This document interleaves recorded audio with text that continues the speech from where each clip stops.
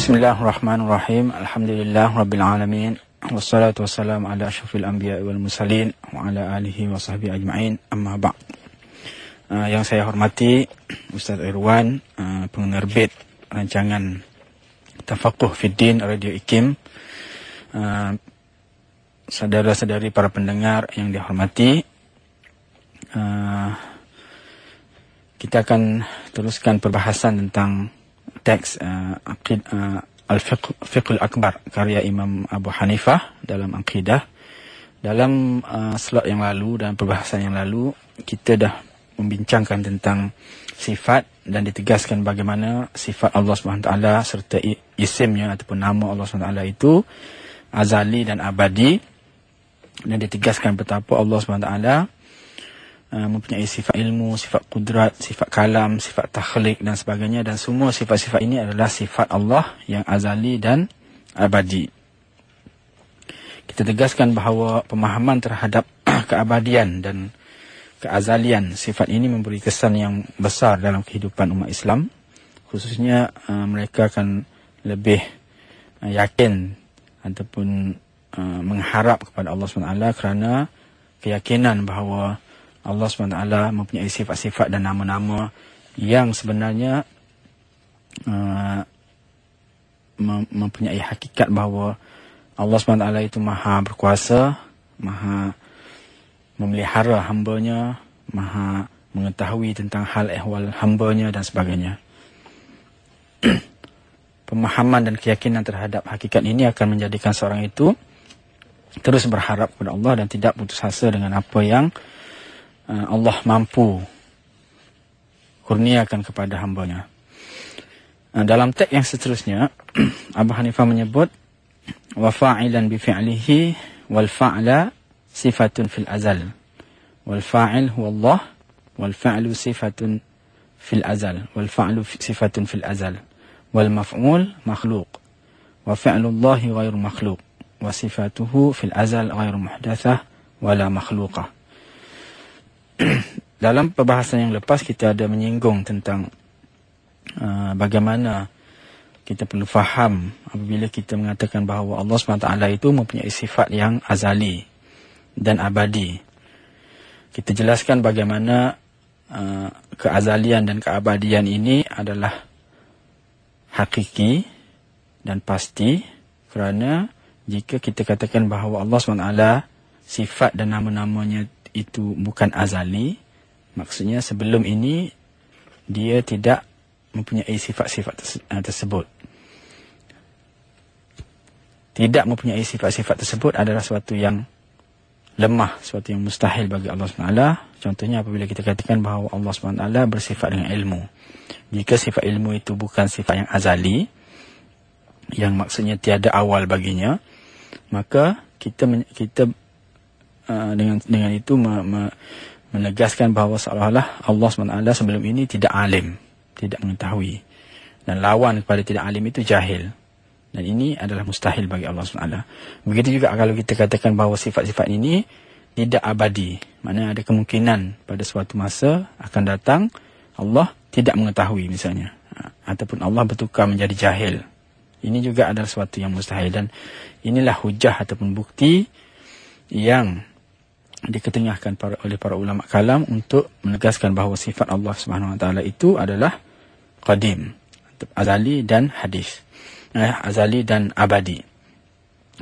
Lanjutan daripada itu juga ada juga persoalan bagaimana wujudnya atau bagaimana berlakunya ilmu-ilmu yang dikatakan hadis ataupun pengetahuan tentang perkara-perkara baharu, contohnya dalam konteks ilmu, berlaku dengan ilmu yang qadim, ilmu yang azali itu.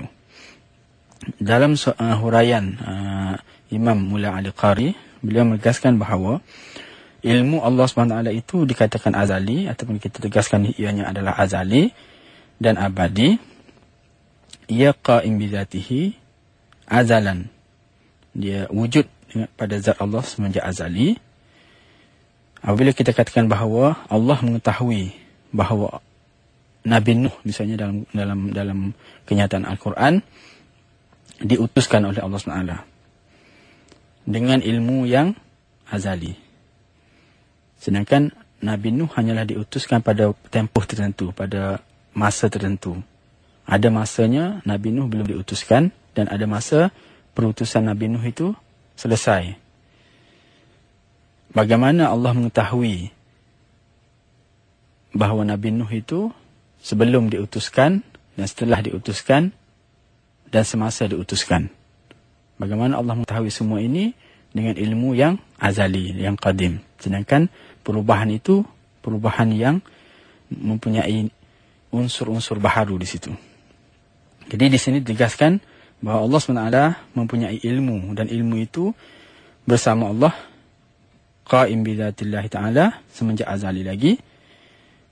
Ilmu bahawa Allah SWT, ilmu Allah SWT bahawa Nabi Nuh itu adalah diutuskan.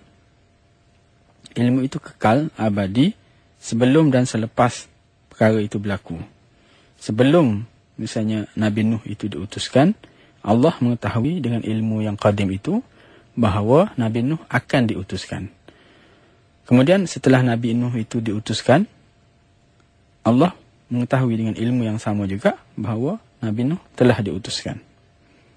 Jadi perubahan pada ilmu itu tidak berlaku, namun yang berubah itu adalah pada maklum, pada perkara yang diketahui. Dalam konteks ini, perkara yang diketahui itu adalah perutusan Nabi Nuh itu. Selepas dan semasa dia diutuskan. Jadi itu perubahan yang berlaku. Tapi itu perubahan itu hanya berlaku pada maklum, pada perkara yang diketahui. Tapi bukan pada ilmu yang mengetahui. Jadi begitulah seterusnya sifat-sifat lain apabila kita kata Allah SWT itu bersifat dengan sifat kalam. Kita tahu bahawa Al-Quran itu adalah kalam Allah.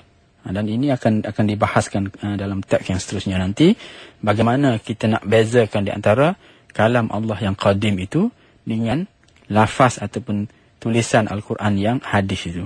Ini yang dulu kita tahu pernah timbul suatu perbahasan di kalangan Mu'tazilah dan Ahlussunnah wal Jamaah berkenaan dengan apakah Al-Quran itu qadim ataupun hadis. Sebelum kita pergi kepada pembahasan Al-Quran itu, ada suatu lagi petikan yang ditegaskan oleh Abu Hanifah di sini yang saya bacakan tadi, yang juga ada kaitan dengan perbahasan tentang sifat tadi.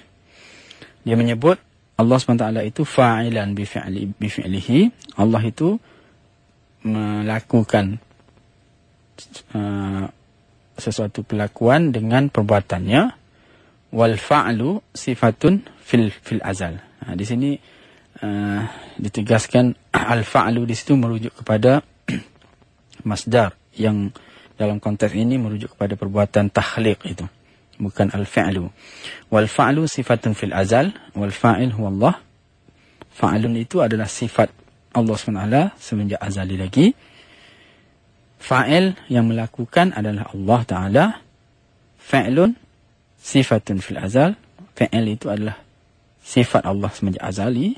Wal maf'ul, sedangkan maf'ul yang dilakukan, perkara yang dilakukan ataupun kewujudan yang wujud hasil pelakuan Allah SWT itu adalah makhluk. Wa fi'lullah ta'ala ghairu makhluk, dan fi'ilnya tidak makhluk. Ini juga ada kaitan dengan apa yang kita sebut tadi. Bagaimana kita nak bezakan di antara sifat yang qadim, sifat yang azali, dengan lahirnya fi'il makhluk yang hadis. Dalam hal yang sama juga kita boleh baca misalnya dalam syarah yang saya sebutkan tadi oleh al-Imam Mulla Ali Qari. Dia kata, "Idza khalaqa syai'an ibtida'an wa fa'alahu fa'lan intiha'an fa innama yakhluquhu wa yaf'aluhu bi fi'lihi alladhi huwa sifatuhu al-azaliyah la bi fi'lin hadisin wa wasful hadisin 'inda khalqihi wa fi'lihi id la yahdutsu lahu 'ilmun wala qudratun wala khalqun wala fa'lun bihudusil ma'lum wal maqdur wal makhluq wal maf'ul." Apabila Allah menciptakan sesuatu ciptaan semenjak asal awal lagi dan melakukan sesuatu perbuatan sehingga akhirnya, semua itu dilakukan dengan fi'lullah Ta'ala yang merupakan sifatnya semenjak azali lagi. La bifi'lin hadis, bukan dengan suatu perbuatan yang baru.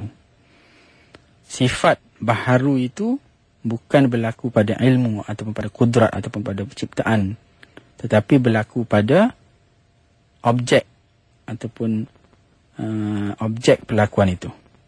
Sama ada merujuk kepada ilmu, maka objeknya adalah maklum, perkara yang diketahui. Jadi yang baharu itu bukan pada ilmu Allah, tetapi yang diketahui itu. Yang baharu itu bukan kudrat Allah, tetapi al-maqdur itu, bekas ataupun hasil daripada kudrat Allah SWT. Yang baharu itu bukan sifat menciptanya Allah, tetapi makhluk yang merupakan hasil atau bekas daripada ciptaan Allah SWT itu. Jadi semua ini menegaskan bahawa pemahaman tentang lahirnya sesuatu yang baharu daripada yang qadim itu bukan sesuatu yang mustahil, dan ia boleh difahami dengan maksud yang sedemikian. Dan dengan itu kita tidak akan mengatakan bahawa Allah SWT berkait dengan suatu benda yang baru ataupun suatu hakikat yang baharu, dan ini suatu yang menyalahi keagungan dan sifat Allah SWT. Kerana jika diandaikan bahawa Allah SWT berkait dengan perkara-perkara yang baharu, ini akan memberi kesan, memberi bekas bahawa Allah SWT itu juga ada unsur-unsur baharu di situ. Jadi pastinya ilmu Allah SWT misalnya tidak sama dengan ilmu kita, sebab ilmu kita berlaku apabila objek yang diketahui itu wujud. Manakala ilmu Allah berlaku ataupun wujud sebelum objek itu wujud lagi. Kan kita kata dalam konteks seharian kita tahu bahawa kita hanya akan tahu bahasa Arab setelah kita belajar bahasa Arab itu. Sebelum kita belajar bahasa Arab, kita tak tahu bahasa Arab. Jadi dia ada kaitan dengan objek yang kita ketahui. Kita hanya tahu adanya komputer apabila komputer itu diciptakan. Sebelum komputer itu diciptakan, orang tak tahu bahawa adanya komputer ataupun ilmu tentang komputer itu tidak wujud. Dan ini berbeza dengan ilmu Allah, kerana ilmu Allah dah memiliki ataupun dah mengetahui perkara itu sebelum ia wujud lagi. Dan ia tak ada kaitan dengan makhluk tadi. Itu suatu perkara yang penting yang kita perlu tegaskan di sini, agar keimanan kita tentang sifat Allah itu adalah benar dan sempurna, dan kita tidak keliru dengan pandangan setengah, terutamanya golongan Mu'tazilah ataupun ahli falsafah yang cuba menafikan sifat Allah atas asas jika kita mengisbatkan sifat Allah, maka kita seakan mengaitkan Allah SWT dengan perkara-perkara yang baharu. Penegasan tentang sifat yang qadim ini juga sebenarnya menolak pandangan Mu'tazilah yang saya sebutkan tadi, yang menafikan sifat dan mendakwa bahawa Allah SWT tidak mempunyai sifat. Bahkan sifatnya itu dikatakan adalah zatnya sendiri. Maksudnya Allah SWT tidak mengetahui bukan dengan sifat ilmu, tetapi dia mengetahui dengan zatnya. Itu pandangan golongan Mu'tazilah, sebab dia nak menafikan sifat tersebut. Sebab mereka membayangkan apabila Allah ada sifat, dan sifat itu berkait dengan maklumat. Misalnya kalau kita sifat ilmu, dia berkait dengan perkara-perkara yang diketahui. Jadi dengan itu dia akan berlaku perkaitan dengan perkara-perkara hadis, dan mereka menyangkakan juga bahawa dengan adanya sifat, dan sifat itu qadim, wujud beberapa kewujudan yang qadim di sisi Allah ataupun bersama Allah SWT, dan ini mustahil bagi dia. Tapi kita dah tegaskan tadi bahawa Allah SWT bersifat dengan sifat, dan sifat itu azali, qaim bizatillah ta'ala, wujud pada zat Allah SWT. Itu yang kita bahaskan sebelum ini dengan sifat-sifat zatiyah itu. Sifat-sifat yang wujud pada zat Allah SWT. Seterusnya, Abu Hanifah menyebut wasifatuhu fil azal ghairu muhdatsah wala makhluqah. Sifat Allah SWT sama ada sifat zatiyah ataupun sifat af'al atau fi'liyah yang kita bincangkan sebelum ini, semua itu adalah azali dan tidak baharu dan tidak juga makhluk. Ini juga penekanan atau penegasan tentang apa yang disebut sebelum ini. Bagaimana dapat difahami bahawa sifat Allah SWT azali dan tidak terpengaruh dengan kewujudan yang baru, itu kita dah huraikan di atas. Dan sedikit lagi penjelasan yang boleh diketengahkan bagi memahamkan kita lagi tentang isu ini. Imam Tahawi dalam Aqidah At-Tahawiyah ada menyebut sebagaimana Allah SWT itu mempunyai sifat, dan sifatnya itu azali, abadi, dan sifatnya itu tidak wujud pada Allah ataupun tidak dimiliki oleh Allah dalam kaitannya dengan makhluk. Misalnya, apabila kita katakan Allah SWT itu adalah Khalik, adalah pencipta.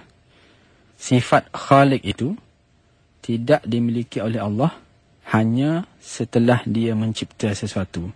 Tetapi dia telah memiliki sifat itu sebelum dia menciptakan. Hatta kalau kita andaikan bahawa Allah tidak mencipta apa-apa pun, Allah tetap mempunyai sifat Khalik itu. Sebab ini adalah sifat kesempurnaan bagi Allah SWT. Begitu juga dengan sifat-sifat lain. Misalnya, Al-Bari, nama Allah SWT. Kita kata Allah SWT itu mempunyai nama Al-Bari dengan maksud yang menciptakan, Al-Bariyah, menciptakan kewujudan, makhluk.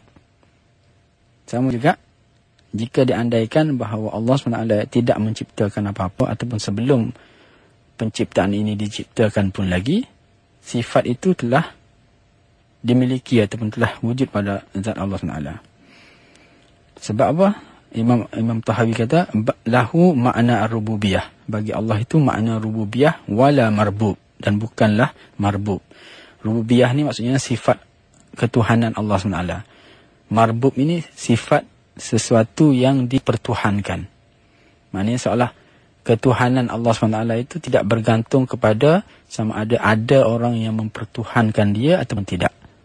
Sekiranya ada orang yang kalau tak ada sesiapa yang mempertuhankan Allah pun, dia tetap Allah SWT. Dia tetap Rabbul Alamin. Lahu makna ar-rububiyah wala marbub, wa makna al-khaliqiyah wala makhluk. Dia mempunyai makna khaliqiyah, pencipta, dan bukan suatu yang dicipta. Kama annahu muhyil mauta istahaqqa hadzal ism qabla ihyaihim, kadzalika istahaqqa ismul khaliq qabla insya'ihim, dzalika bi annahu ala kulli syai'in qadir. Semua itu beliau berhak. Jika kita katakan Allah SWT itu yang menghidupkan orang yang dah mati ataupun menghidupkan sesuatu yang dah mati, sama ada dia menghidupkan ataupun tidak, sifat keupayaan, kekuasaan menghidupkan sesuatu yang mati itu memang bersama Allah, memang wujud pada diri Allah, memang merupakan sifat Allah SWT semenjak azali dan abadi. Begitu juga bila kita katakan dia melahirkan sesuatu, mencipta sesuatu, sama ada dia mencipta ataupun tidak, sifat itu memang suatu sifat yang azali, abadi pada zat Allah SWT. Sebab apa kita katakan innahu ala kulli syai'in qadir? Sebab Allah SWT itu maha berkuasa di atas segala-galanya. Jadi maha berkuasa di atas segala-galanya tidak perlu semestinya dibuktikan dengan dia mencipta, sama ada dia mencipta ataupun tidak. Kekuasaan, keupayaan, kudrat ia mencipta itu memang sedia wujud pada Allah SWT semenjak azali lagi. Sebab itu adalah sifat kesempurnaan zat Allah SWT. Jadi penegasan Imam Tahawi ini agak menarik untuk kita fikirkan, sebab ia memberi penjelasan bahawa salah kalau kita mengandaikan bahawa Allah SWT itu hanya bersifat dengan sesuatu sifat apabila lahirnya sesuatu ciptaan ataupun sesuatu kewujudan yang berkaitan dengan sifat tersebut. Kalau ada orang yang yakin, misalnya dia kata Allah, kita yakin bahawa ia bersifat dengan sifat Rahman apabila dia melihat sendiri ataupun dia merasai sendiri ataupun dia mengalami sendiri sifat Rahman itu. Ini adalah sesuatu yang salah, sebab kadang-kadang kita dengar ramai di kalangan umat Islam yang mengadu, yang mengeluh tentang banyak sifat-sifat ataupun nama-nama Allah yang sebenarnya mereka gagal memahaminya. Kerana mereka sentiasa kaitkan hakikat sifat itu dengan apa yang mereka lihat ataupun apa yang mereka alami sendiri. Oleh kerana mereka kononnya mengalami kesengsaraan, jadi mereka mempersoalkan apakah Allah SWT itu bersifat dengan sifat Rahman. Seolah-olah tanpa pengalaman Rahman itu, mereka tak boleh meyakini bahawa Allah SWT bersifat Rahman. Ataupun dengan mengalami sifat kesengsaraan ataupun pengalaman kesengsaraan itu, mereka menyangka bahawa Allah SWT tidak mempunyai sifat Rahman itu. Dan ini suatu persepsi yang salah, yang keliru, kerana mengaitkan sifat Allah SWT itu dengan fenomena ataupun kewujudan ataupun perkara-perkara yang berlaku pada makhluk itu. Dan ini yang ditegaskan di sini, bagaimana penekanan bahawa segala sifat dan nama-nama Allah itu azali dan abadi. Maksudnya Allah semenjak azali lagi bersifat dengan sifat kesempurnaan sedemikian, dan sampai bila pun Allah bersifat dengan sifat sedemikian. Jadi seseorang yang beriman dengan pegangan sebegini, pasti dia tidak akan mengeluh, tidak akan kecewa apabila mereka mengalami sesuatu pengalaman yang secara zahirnya nampak macam bersalahan dengan sifat-sifat Allah. Sebab Allah SWT maha mengetahui tentang macam mana nak mentadbirkan alam ini, dan seseorang yang memahami tentang hakikat ini akan lebih faham dan lebih tenang dalam menghadapi segala ujian tersebut. Ini bermakna bahawa dengan penegasan bahawa sifat Allah SWT itu azali, tidak diciptakan, tidak muhdatsah dan tidak juga makhluk. Semua ini menegaskan bahawa sifat Allah itu adalah sejak azali dan abadi lagi, walaupun tiada sebarang kesan yang sebagai sebut tadi terhadap apa yang berkaitan dengan sifat tersebut di alam makhluk ini. Hakikatnya manusia perlu meyakini keagungan dan ketuhanan Allah SWT secara yang tidak terikat dengan makhluknya. Ini yang sebenar-benar tauhid, sebenar-benar keyakinan yang tinggi. Kalau kita dapat keluarkan ataupun menyelami tentang hakikat Allah SWT itu dalam suatu riam, dalam suatu kefahaman, suatu alam yang di luar makhluk ini. Sebab kalau macam tadi, bila saya katakan kalau kita terlalu terikat dengan apa yang kita nampak dalam kewujudan makhluk ini untuk meyakini tentang kewujudan Allah SWT, kita bimbangi, akan ada persepsi-persepsi golongan-golongan tertentu yang apabila melihat kezaliman, apabila melihat kehancuran yang berlaku pada alam yang fana ini, mereka akan terlintas bahawa Allah SWT tidak lagi bersifat dengan sifat-sifat Rahman itu. Dan ini berlaku kalau di barat kita boleh dengar kenyataan-kenyataan bagaimana mereka dengan kekecewaan terhadap apa yang berlaku dalam masyarakat, dalam kemanusiaan itu, menyangka bahawa Allah ataupun Tuhan dalam budaya mereka itu telah tiada, telah mati, sebab gagal mengawal selia tentang apa yang berlaku di alam ini, kerana mereka telah terikat dengan memahami Tuhan itu dari konteks makhluk.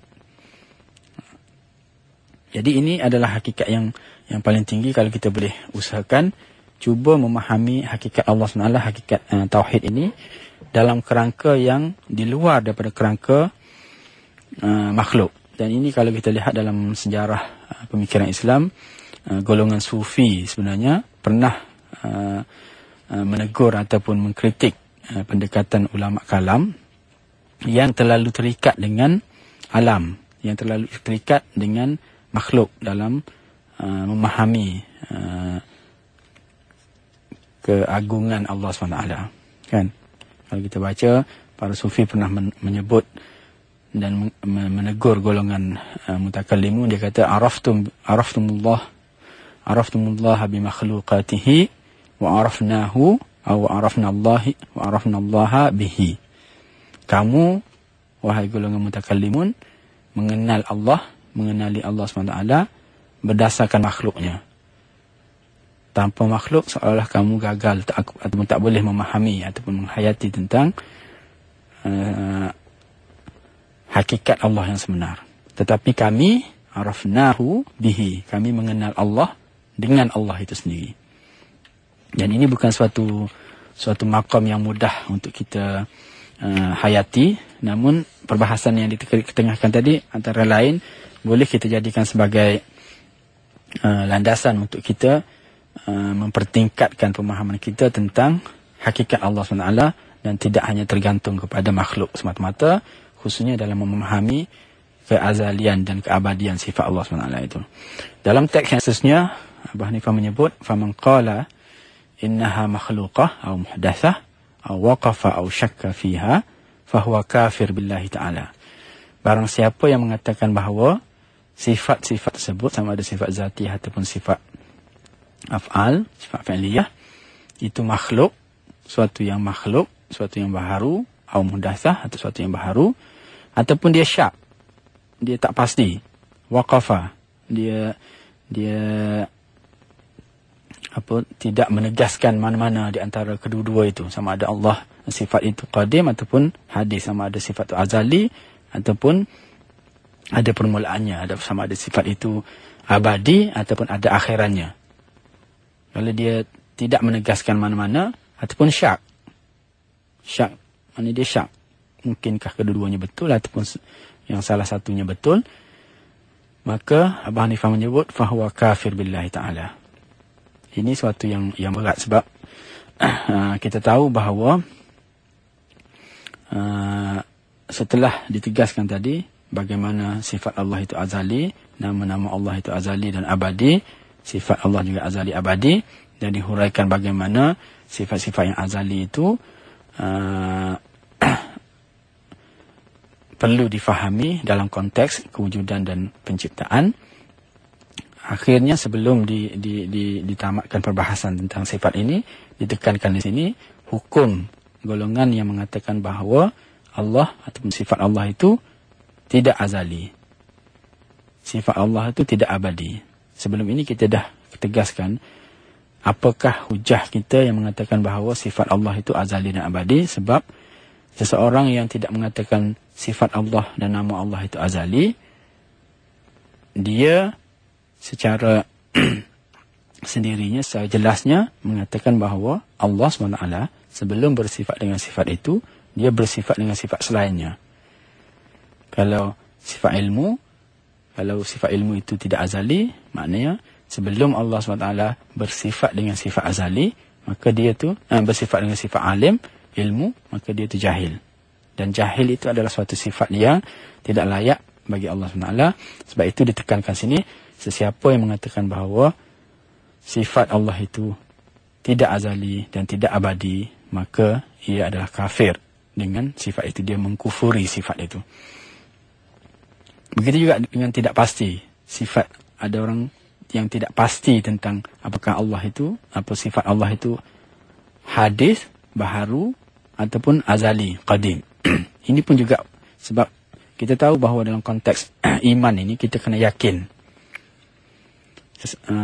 Keimanan seseorang, sebelum ini pun kita dah bincang tentang hakikat iman di awal teks itu, bahawa keimanan itu adalah suatu yang mesti berasaskan keyakinan.